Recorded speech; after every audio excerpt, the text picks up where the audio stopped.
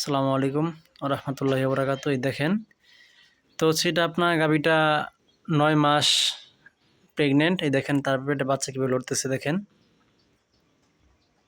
বাচ্চা সমান লড়ানো শুরু করে দিছে। গাভীটা হচ্ছে আপনার খুব বয়স্ক বেশি, তো তাই আপনার তার মেরুদণ্ড হাড়টা ভেঙে গেছে, আর সেজন্য হচ্ছে আপনার দেওয়া হচ্ছে সাপোর্টিং হিসাবে ক্যালসিয়াম ভিটামিন।